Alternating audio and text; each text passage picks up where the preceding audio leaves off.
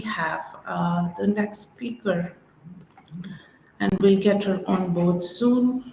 We're going to have Liselotte Peterson coming up next. She's the community manager with Secure.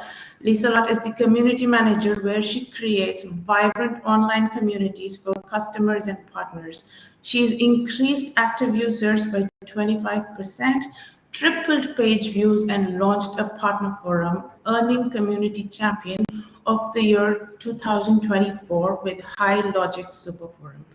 Previously, she spent 11 years at Spark2.com as leading customer success teams and key account strategies. She's fluent in English, Dutch, French, oh, that's a lot. Liselotte brings a versatile approach to community building and collaborations. Can we have Liselotte on stage, please? And she's coming in right there with us in a minute. Yes, we see her coming in. Hi, Liselotte. We've got somebody in the chat. Hi, Paula. You're from Brazil. It must be super early. Hi, hello, Liselotte. How are you doing? Yeah, good. Good morning from Finland. I should say, hyvää huomenta. Oh, how are you? It's morning for us here as well. Yes. So I give you the mic. The stage is all yours. Please go ahead. Thank you very much. I'm Liselotte Peterson. Thank you for the beautiful introduction there.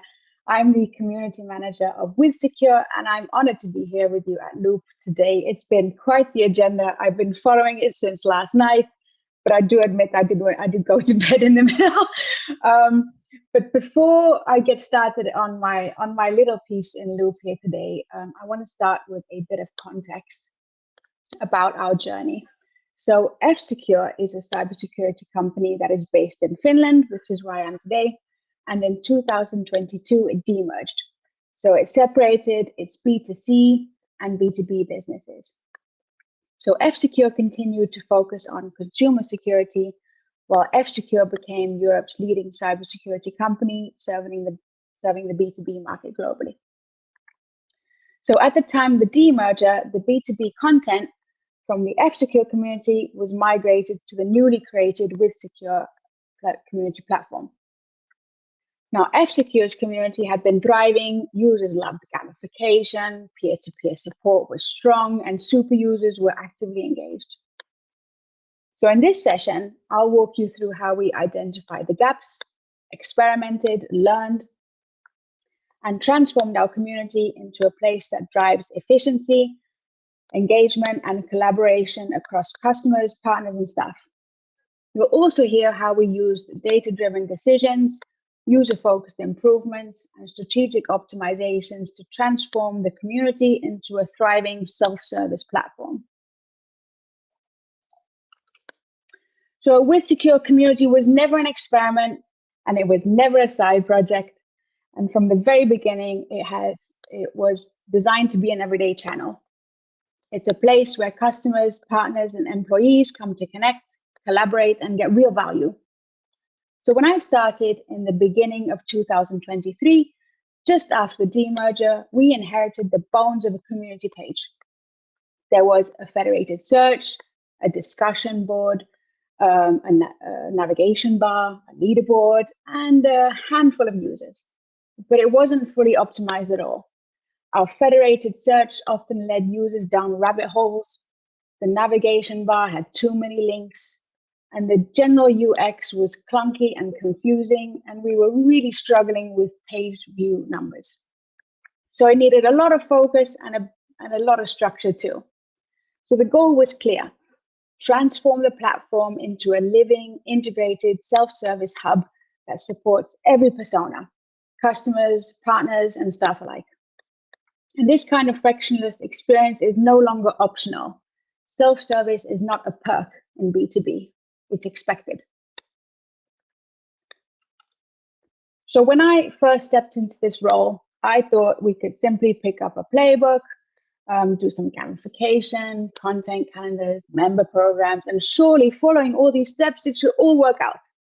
But I quickly learned that communities are not copy-paste.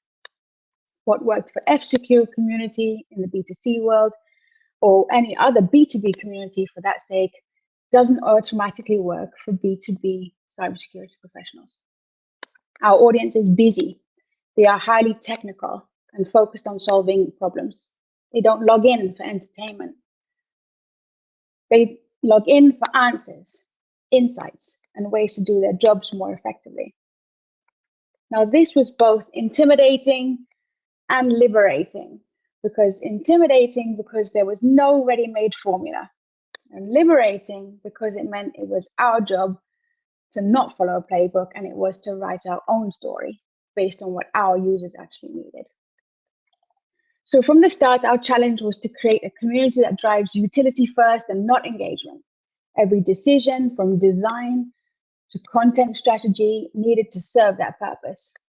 Now, this approach aligns with what Forrester calls customer-obsessed organizations, companies that outperform peers in growth, retention, and profitability by prioritizing customer needs in every decision. And communities are a key tool in this strategy, enabling companies to listen, learn, and act faster. So we adopted this mindset at WithSecure, learning what worked for our B2B users. So in our early days, we tried everything to drive engagement. We ran campaigns with points, leaderboards, badges, treasure hunts, and giveaways. I honestly thought that gamification would make the community stickier and more fun.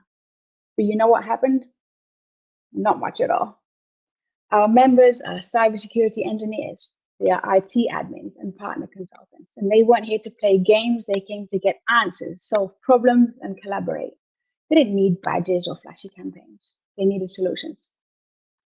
This was a turning point for us because we realized that less is more. Gamification still exists in our community today, if you go and have a look, but it's highly focused and personalized. Users earn badges when their valuable content is featured in a roundup post, for example, or we even send out swag to our very top contributors. Now, these badges and leaderboards only recognize meaningful contributions. We learned that engagement comes from relevance. So by focusing on personalized recognition instead of generic campaigns, we honor our most active users without overwhelming or distracting the broader community. So after realizing that gamification alone didn't drive engagement, we shifted our focus from entertaining to enabling. So we reimagined the community around intent. Every decision had one question in mind. What does the user want to accomplish in this visit? We stripped it back to essentials, a clean design, clear value propositions, and intent-driven navigation. We focused on paths that aligned with real user goals, knowledge-based articles, product updates, learning, collaboration. Every element, such as search results, featured articles, and highlighted discussions, were chosen to get users to their destination faster. We added content with value. We archived all of the outdated content.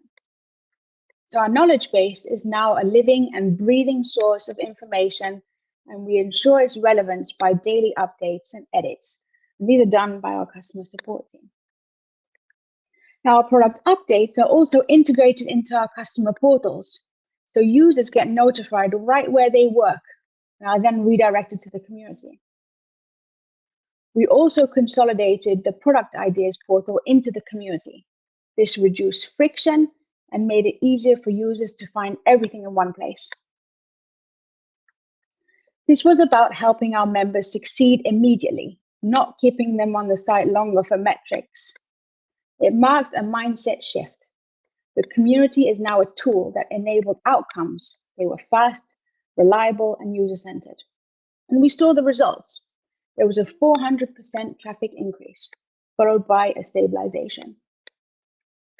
Now, these changes happened over the course of 2 years, 2.5+ years, and user behaviors helped us identify what really added value along the way and continue to do so. Now, remember that B2B buyers now expect the same ease and personalization that they get from B2C platforms like Amazon or Netflix. So keep this in mind when designing your community. By shifting from entertaining to enabling, we created a community that delivers real utility. And one of the hardest lessons we learned early on was that short visits can be a sign of success and not failure. In the B2B cybersecurity world, users come to solve a problem, confirm information, or check updates. They spend just a few short minutes per visit and then often finding exactly what they need and clicking away. And at WithSecure, our average visit today is 2.25 page views, which might seem low compared to other consumer platforms, but for us, it's ideal because it means that each visit is highly targeted, purposeful, and efficient. So instead of keeping users engaged with flashy content, we design the community so that they can get answers quickly. We have a clean homepage and navigation so they don't get lost. A federated search that pulls knowledge articles, updates, and training materials and discussion posts all into a single view. And we provide direct paths to solutions based on user intent and role. So to make the community truly effective, we had to understand who we were serving. And that's when personas came in. So we identified 3 core user types. We have the break fixer. These users are often firefighting, responding to urgent security incidents. They don't have time to scroll or browse. They need fast, precise answers. So for them, we built shortcuts to our most viewed knowledge base articles, direct links to release notes, and intuitive search results, because here, every click counts. Then we have the explorer. Explorers are proactive. They're looking for updates, training, and insight. They're not in crisis, but they want to understand what's new, learn best practices, and see how others are approaching problems. So for these users, we prioritized monthly feature updates, localized content, and educational resources. And then we have the co-creator. Now these are our advanced users, partners or internal staff who want to collaborate and influence the product. So they can contribute feedback, share ideas, and validate features. So for them, we gave them a direct line to product teams. We created a dedicated partner sub-community, giving partners 24/7 access to connect, share insights, and collaborate directly with WithSecure staff. This one unlocked a co-creation opportunity and real-time feedback loop that had never existed before. So mapping these personas wasn't just an academic exercise. It directly informed our design decisions, our content prioritization, and engagement strategy.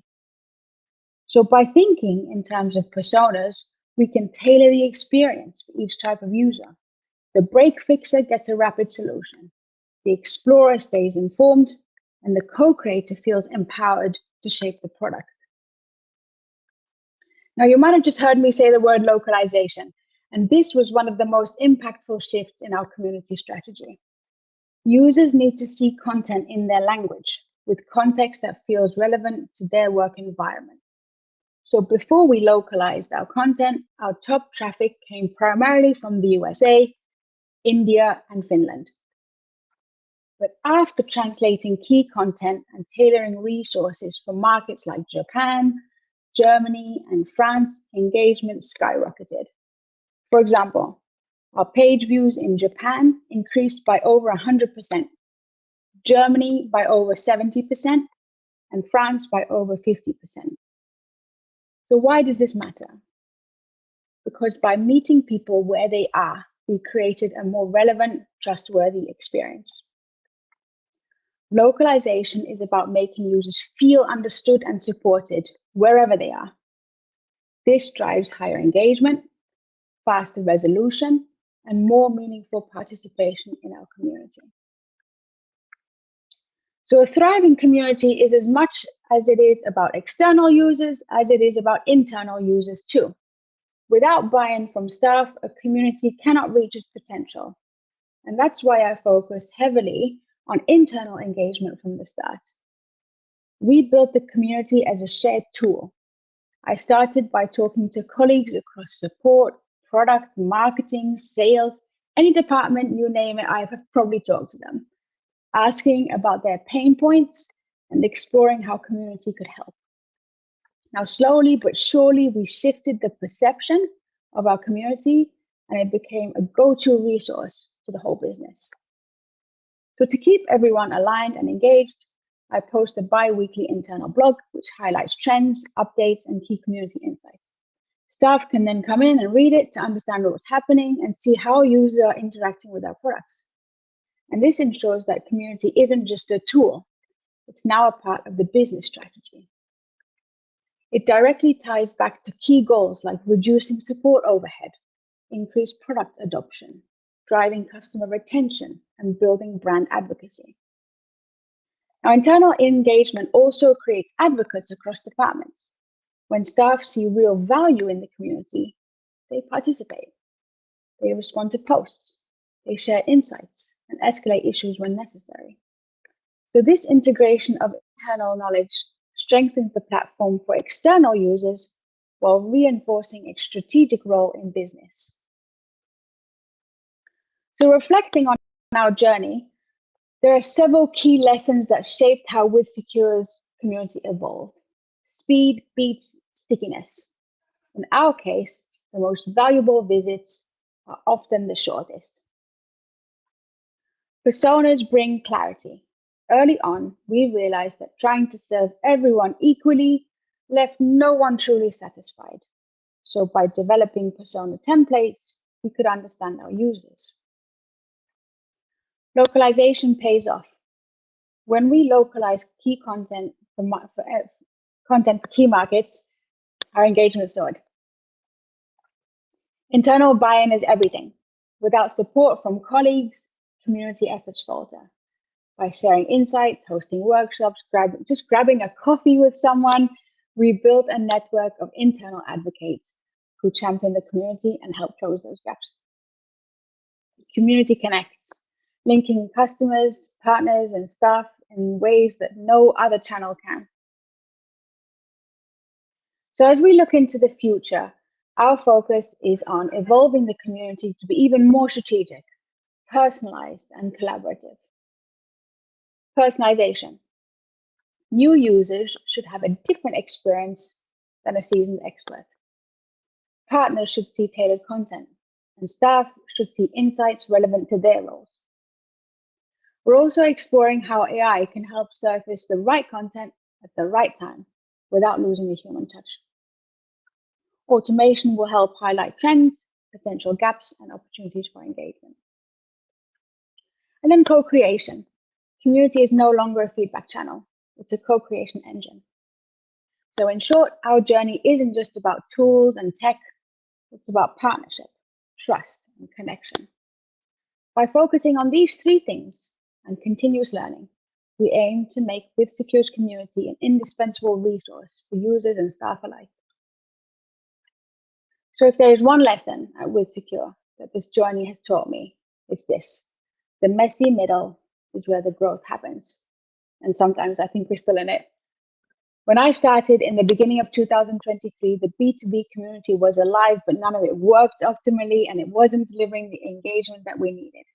So we experimented. We tried everything. Most of it didn't stick. But each failure taught us something important. That through all of this, I've learned that growth isn't linear. It's messy. It requires constant listening. Embracing the messy middle allowed us to learn, adapt, and ultimately deliver a high-value community experience. So the takeaway from my little speech today here is don't fear the mistakes. Don't wait for perfection. Success comes from experimentation, listening, and being willing to pivot. This messy middle isn't a setback. It's your growth engine. So I'll leave you with that today. I'll leave my LinkedIn in the chat as well. And I'm obviously happy to answer any questions that you've got. And have a fantastic rest of the day at Loop. Thanks.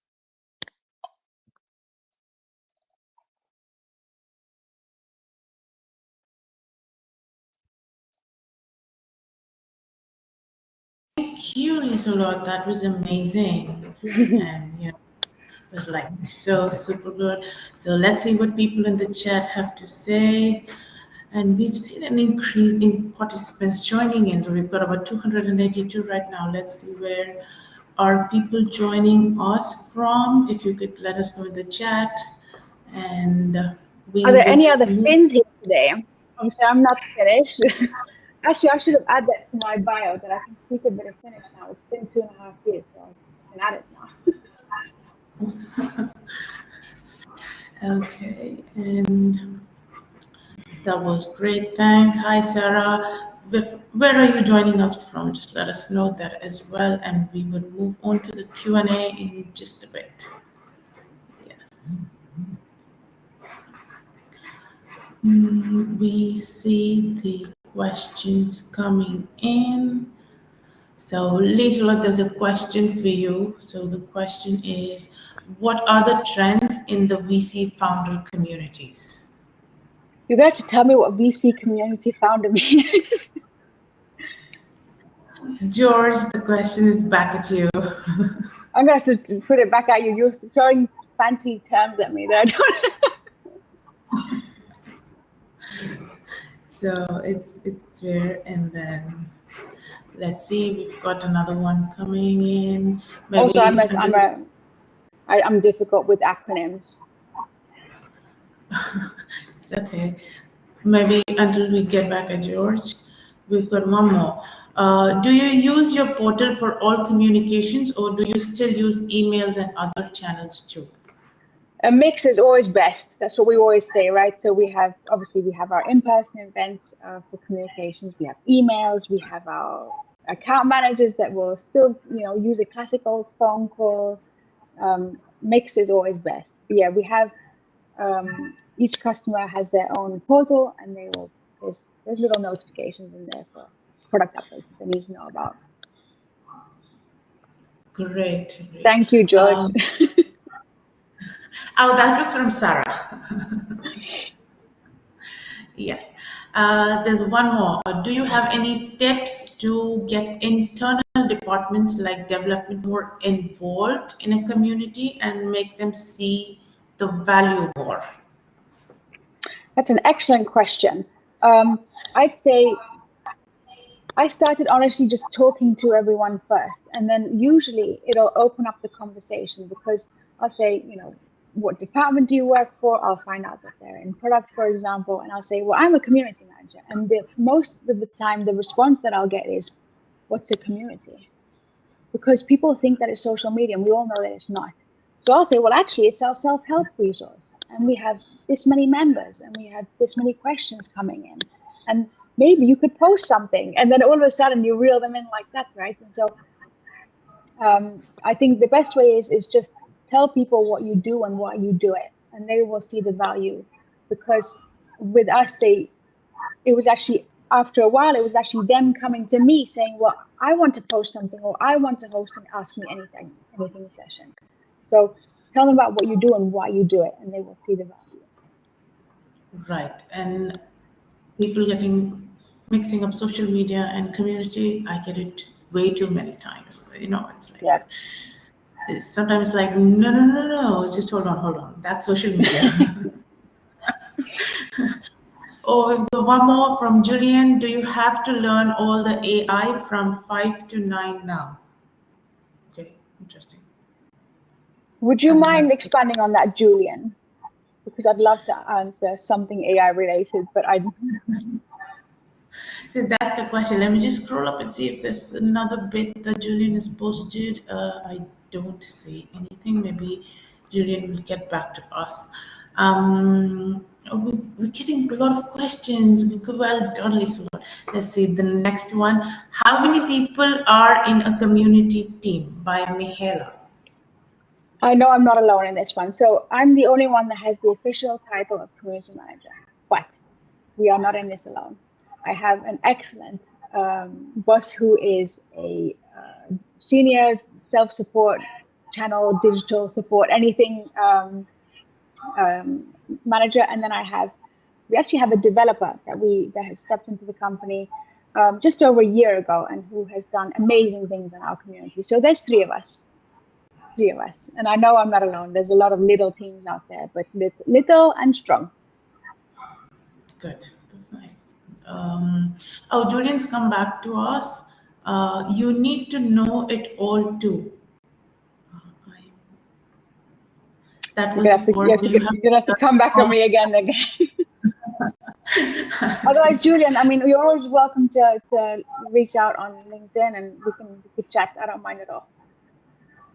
I think that's a better way to go forward. Or we can still wait for Julian to type. And if you could explain it a bit, what you were exactly asking about AI, because she's waiting to answer the question as well, Julian. Well, let me tell you something. I don't know much more about AI than most of you do. And I think the best way to learn AI is LinkedIn has loads of excellent courses, and I'm sure any of these other big, platforms have lots of really good courses on learning how to prompt. And just like any other community, experiment. You'll fail and then try again. Yes. Only when we fail, we try again. That's the secret to success, ultimately. Yes, that's right. Let's see another question. What was the single most impactful optimization you made that drove the biggest jump in self-adoption service or self-service adoption? Yeah, no doubt it was the localization, because all these users get notified in their portals of new updates. They would click on it, and obviously it will take them to community, and then it's all in English. So being able to localize, and I mean, like I said during the presentation, you could see it in the numbers. It was incredible, and especially for key markets like Japan, France, where users often want to see content in their own language. It's a cultural thing. It's about respect and trust. So that really was the key one for us. Yeah. Good, interesting. Very good. We're doing so well so far, and we've got more questions coming in. Lisa, you're all occupied for the next 10 minutes. Okay, so we've got Sophia Khan asking, could you share? Oh, I've just jumped. Yeah, could you share a few learnings from a tough challenge you've experienced? Yeah, I think I'll go back to the example of gamification on this one, because I was I'd spent 10 years in e-commerce, and even more, was it 11 or 12 even in e-commerce? And so obviously that was a lot of B2C. So I thought what'll work there will surely work in this space, right? And then I came up with a brilliant idea for gamification. It was around Easter. And I thought, I'm going to do a treasure hunt. And I thought this was a brilliant idea. I was super proud of myself. So I posted like little eggs, because I thought this is IT people that want, they're cybersecurity professionals, so they know about Google's Easter eggs and stuff. I thought, I'm going to do the same thing. This is brilliant. So I posted some Easter eggs around the community every week, and then users would have to collect these eggs, and then they would get something from us, which in our case was with secure hoodies, which people seem to really love in our little surprise cybersecurity world. And then when I posted the first egg, I think like 2 users collected it. I'm like, uh-oh. And then egg number 2 was posted a week later, and like again, 2-3 users collected the egg. I'm like, no, I was so disappointed, because I was convinced this was going to work for engagement. I thought our numbers are going to go up. Everyone was going to get a hoodie. I'd already got the budget approved for buying all these hoodies. And I think in the end, I think I sent out like 3 or 4 hoodies. But yeah, that was tough, because we always, we think that we have good ideas, but they might not always resonate with the users. So that was learning, really learning, okay, this is not how you're going to keep people on the site. And actually, that's what triggered the thought, do I need to keep users on the site? Do they need to stay here longer? And that's when I got that click. So yeah, good question. Yes. Yeah. Thank you, Sophia. That was a very good question. We've got Julian back. So to continue the question of AI, it's tricky to learning parameters. I'm spending half my day catching up. I think, Julian, the best thing that you could do is connect with Liselotte on LinkedIn, and then Please probably have a good ones there. Yeah. We've got one more from George. What's the best channel to reach out to technical audiences? George, was that question? Honestly, my job is very geared towards community and self-service. Now, I know that obviously I'm serving a B2B audience and it's very specific and it's in cybersecurity. But I just find even there's a couple community spaces that are available. I mean, I can send them to you on LinkedIn, which is I'm mostly happy to do. And then obviously I'm cybersecurity. I'm not very much into the rest of tech because as you'll hear from my speeches, that I'm not actually technical at all. I'm a community girl, and I'm a self-service type of person. So yeah, let me find you some resources and I'll be happy to send them to you. Yes, George, that's for you. The next one coming up is from San. Do you have any tips to get internal departments like development more involved in a community and make them see more value? I think we've answered that question, isn't it? Yeah, we covered that one. Yeah. Okay, moving on. We've answered this one as well. The questions are coming back. We've got one more. How did you get the internal stakeholders aligned around the community optimization strategy? Well, that's where I'm actually quite lucky in my job, which is that we obviously have our company strategy, and then we adapt our community strategy according to the company strategy. But luckily, we're pretty much free agent in this, in that they trust our expertise. They know that we're driving the company goals forward. So we do obviously we do strategy work at the end of every year, like most companies do, and then we pretty much we use the data that we have. We discuss with support what their needs are. We discuss with sales what their needs are, and then we build it around that, right? So at the end of the day, I like to feel that we know what our team knows what our customers need best when it comes to self-support. So our company's always trusted us with that. Great. I think we're almost there. We've got a minute left. If you want to take one quick question and then we'll wrap it up for today. If you had to start from scratch today, what's the first diagnostic step you will take to uncover the most critical gaps? You know what? This is another excellent question. I'd say look at the data, number one, but if you only have very little data, which is something that we had at the beginning of time when I first started this journey, because obviously this community had only been, it was kind of copy pasted from F-Secure, right? So we didn't have much data to go on. So I started simply doing what any other person, I started pretending to be a user. Go onto the website, create an account. How does that flow look to you? Is it easy? Are you being blocked anywhere? How many emails are you getting? Are you getting a welcome email? Are you getting a confirmation link?